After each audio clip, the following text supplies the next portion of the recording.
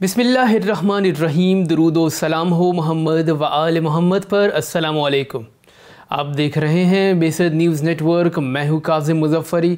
सबसे पहले आज की हेडलाइंस। नए साल के आगाज़ के साथ ही पेट्रोलियम मसनूआत महंगी।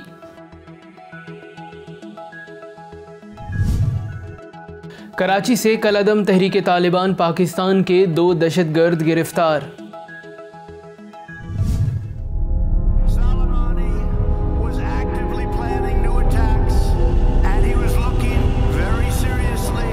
میگویم آقای ترامپ پولارباز، من به شما میگویم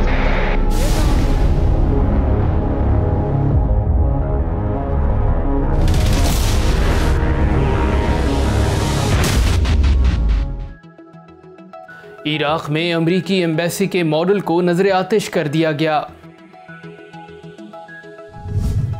रूसी सदर ने कहा है कि अमेरिका ने पाबंदियां आयद की तो दोनों मुल्कों के ताल्लुकात ख़त्म हो जाएंगे।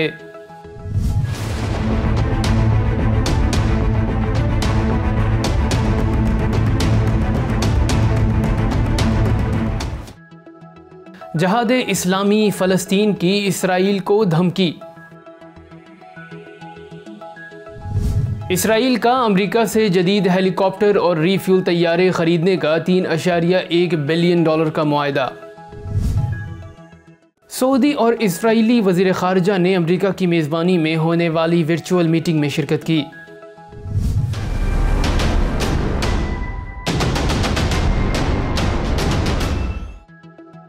शाम में काबिज़ अमरीकी फ़ौजी बेस पर मुतअद्दिद रॉकेट हमले। मकबूजा कश्मीर के मंदिर में बगदड़, 12 अफराद हलाक, 20 जख्मी। नए साल के पहले दिन पाकिस्तान में कोरोना से मजीद 6 अमवात।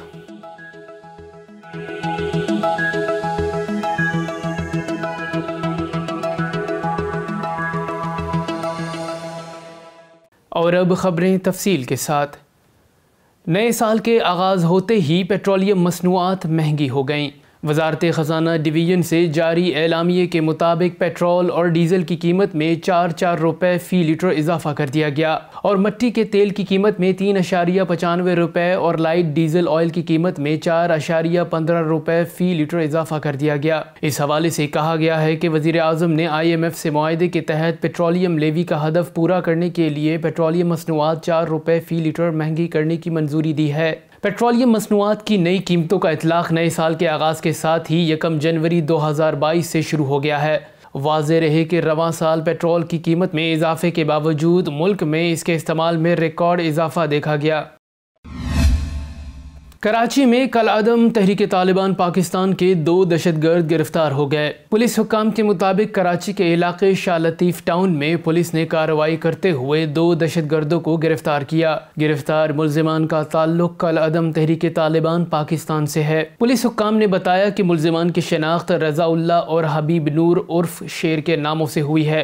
दोनों दहशतगर्द अफगानिस्तान से तरबियत याफ्ता हैं और कार्रवाई के दौरान दहशतगर्दों के कब्जे से दस्ती बम, पासपोर्ट, गैर कानूनी असलहा और दीगर दस्तावेज़ात बरामद हुई हैं। पुलिस हुक्काम के मुताबिक दहशतगर्द कराची में तखरीब कारी की मनसूबाबंदी के लिए आए थे।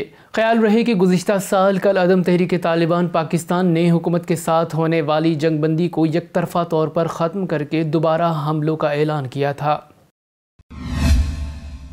इराक़ में शहीद क़ासिम सुलेमानी की शहादत की दूसरी बरसी के मौके पर बगदाद में अमरीकी एम्बेसी का मॉडल नजर आतिश कर दिया गया।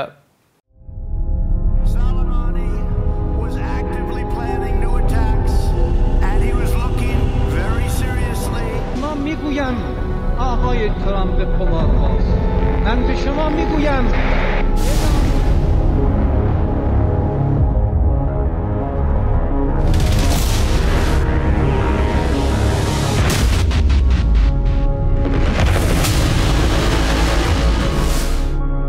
इराक़ में शहीद क़ासिम सुलेमानी की शहादत की दूसरी बरसी के मौके पर बगदाद में अमरीकी एम्बेसी का मॉडल नजर आतिश कर दिया गया। हज़ारों लोगों ने दहशतगर्दी के खिलाफ जंग और इस्लाम की अजीम खिदमत अंजाम देने पर शहीद क़ासिम सुलेमानी और शहीद अबू मेहदी अल मुहंदिस को खिराज तहसीन पेश किया।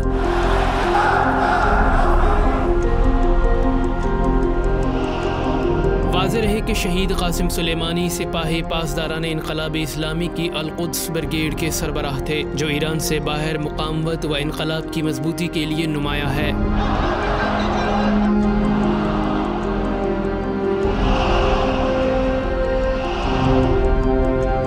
شہید قاسم سلیمانی نے نہ صرف لبنان، شام، عراق، یمن اور بحرین میں اسلام کے روشن چہرے کو واضح کیا، بلکہ پوری دنیا میں مظلومین کے حامی اور ظالم کے سب سے بڑے مخالف رہے۔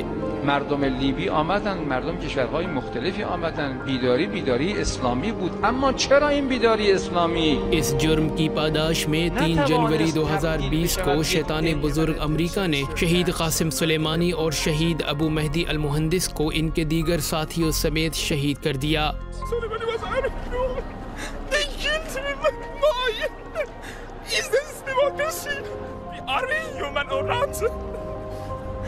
What should we do? You tell us. I'm saying we love Americans, but look at your president. Allahu Akbar. اللهم صل على محمد وآل محمد۔ یاد رہے کہ شہید قاسم سلیمانی کی شہادت کے موقع پر محور مقاومت کے تمام سربراہان نے سخت انتقام کا ارادہ بھی ظاہر کیا۔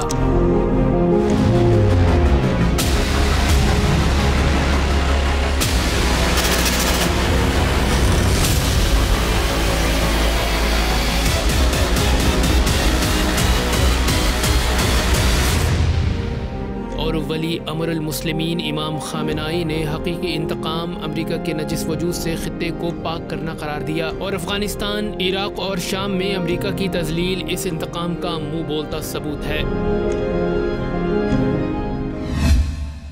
روسی صدر نے کہا ہے کہ امریکہ نے پابندیاں عائد کیں تو دونوں ملکوں کے تعلقات ختم ہو جائیں گے۔ امریکی خبر رساں ایجنسی کے مطابق نئے سال کے آغاز پر امریکی صدر جو بائیڈن اور روس کے صدر ولادیمیر پوٹن کے درمیان ٹیلی فونک رابطہ ہوا ہے۔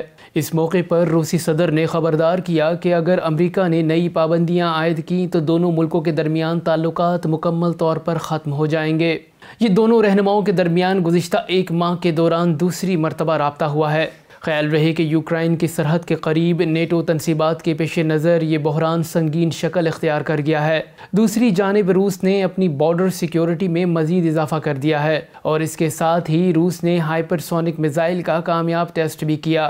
روس کے مشیر برائے امور نے بائیڈن اور پیوٹن کے درمیان ٹیلی فونک گفتگو کے بعد ماسکو میں صحافیوں سے گفتگو کرتے ہوئے کہا کہ مزید امریکی پابندیاں بہت بڑی غلطی ہوگی اور اس کے بھیانک نتائج برآمد ہوں گے۔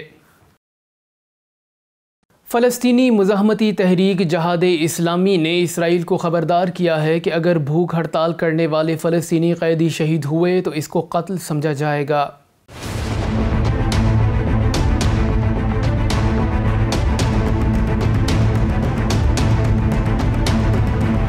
فلسطینی مزاحمتی تحریک جہاد اسلامی کے جنرل سیکریٹری زیاد النخالہ نے اسرائیل کو دھمکی دیتے ہوئے کہا کہ اگر بھوک ہڑتال کرنے والے فلسطینی قیدی شہید ہوئے تو اس کو قتل سمجھا جائے گا۔ ان کا کہنا تھا کہ حشام ابو ہوش اگر شہید ہوئے تو اس معاملے کو ہم اسی طرح نمٹائیں گے جیسے کسی بھی قاتلانہ حملے سے نمٹتے ہیں۔ واضح رہے کہ فلسطینی قیدی حشام ابو ہوش کو غاصب صہیونی حکومت کے خلاف جیل میں بھوک ہڑتال کیے 137 روز گزر گئے ہیں اور ان کی اب تک کوئی سنوائی نہیں ہوئی، اور انہوں نے قید سے رہائی کے لیے بھوک ہڑتال کی ہوئی ہے، مگر غاصب صہیونی ریاست سینکڑوں فلسطینیوں کو بے گناہ قید کیے ہوئے ہے اور کسی نے بھی اس پر آواز نہیں اٹھائی۔ حق آزادی جیسے بنیادی انسانی حق کو حاصل کرنے کے لیے سینکڑوں روز کی بھوک ہڑتال کے بعد بھی فلسطینی قیدیوں کو آزادی نہ ملنا حقوق بشر کے نام نہاد علمبرداروں کے منہ پر زوردار تماچا ہے۔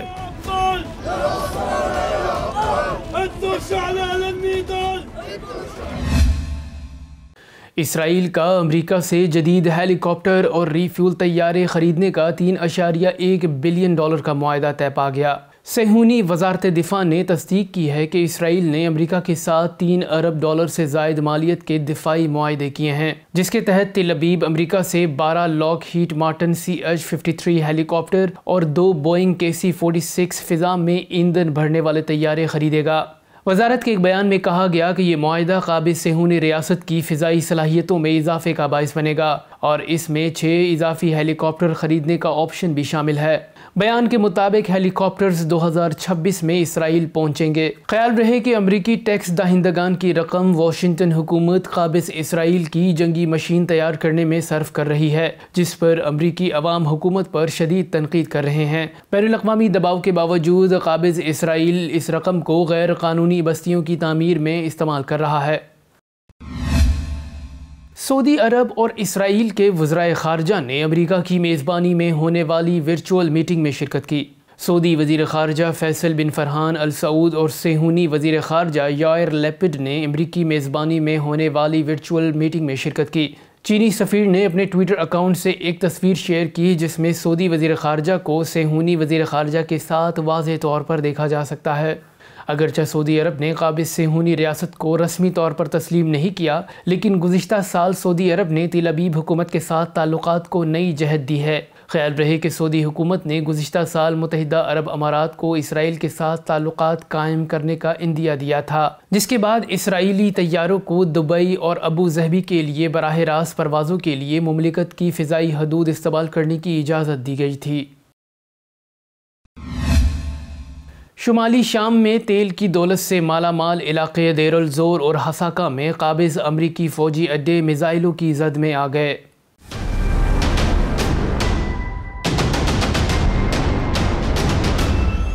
شمالی شام میں تیل کی دولت سے مالا مال علاقے دیر الزور اور حساکا میں قابض امریکی بیسز متعدد شامی میزائلوں کی زد میں آ گئیں۔ نیوز ایجنسی کے مطابق امریکی بیسز پر 3 راکٹ حملے کیے گئے، جن میں ابھی تک کسی جانی نقصان کی اطلاع نہیں ملی۔ کسی گروہ نے ابھی تک ان حملوں کی ذمہ داری قبول نہیں کی۔ واضح رہے کہ گزشتہ برس 31 دسمبر 2020 کو بھی اسی علاقے میں امریکی بیس پر راکٹ حملے ہوئے تھے۔ حساکا اور دیر الزور میں متعدد بار امریکی فوجی قافلوں کو روکا بھی گیا ہے اور ان پر حملے بھی ہوئے ہیں۔ ان تمام حملوں کا مقصد امریکی فوجوں کا شام سے انخلا ہے۔ عوام اور حکومت دونوں شام میں امریکی موجودگی کے خلاف ہیں، مگر جارح اور دہشت گرد امریکہ اپنی دہشت گرد افواج کو شام اور عراق میں رکھ کر دہشت گرد گروہوں کی سرپرستی کر رہا ہے تاکہ علاقے کو ناامن رکھ کر اپنے مذموم عزائم میں کامیابی حاصل کر سکے۔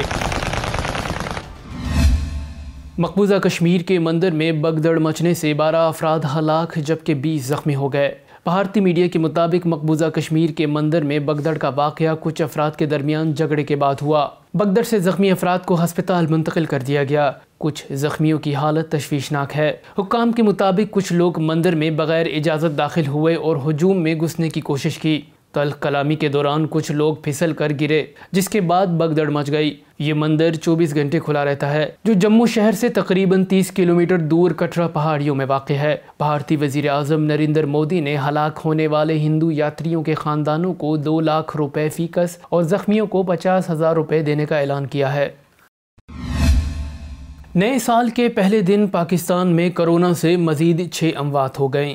پاکستان میں کورونا کے عدد شمار بتانے والی ویب سائٹ کے مطابق گزشتہ 24 گھنٹوں کے دوران ملک بھر میں کورونا کے 51,141 ٹیسٹ کیے گئے، جن میں سے 556 افراد میں کورونا وائرس کی تصدیق ہوئی، جبکہ وائرس سے 6 افراد انتقال کر گئے۔ سرکاری اعداد و شمار کے مطابق ملک میں کورونا سے جاں بحق افراد کی تعداد 28,933 ہو گئی ہے اور مجموعی کیسز 12,95,933 تک جا پہنچے ہیں، جبکہ فعال کیسز کی تعداد 10,184 ہے۔ خیال رہے کہ کرونا وائرس کے خلاف یہ احتیاطی تدابیر اختیار کرنے سے اس وبا کے خلاف جنگ جیتنا آسان ہو سکتا ہے۔ صبح کا کچھ وقت دھوپ میں گزارنا چاہیے، کمروں کو بند کر کے نہ بیٹھیں بلکہ دروازے کھڑکیاں کھول دیں اور ہلکی دھوپ کو کمروں میں آنے دیں۔ اب تک کے لیے اتنا ہی۔ مزید خبروں اور اپڈیٹس کے لیے دیکھتے رہیے بے ست نیوز نیٹ ورک۔ اپنا خیال رکھیے۔ اللہ حافظ۔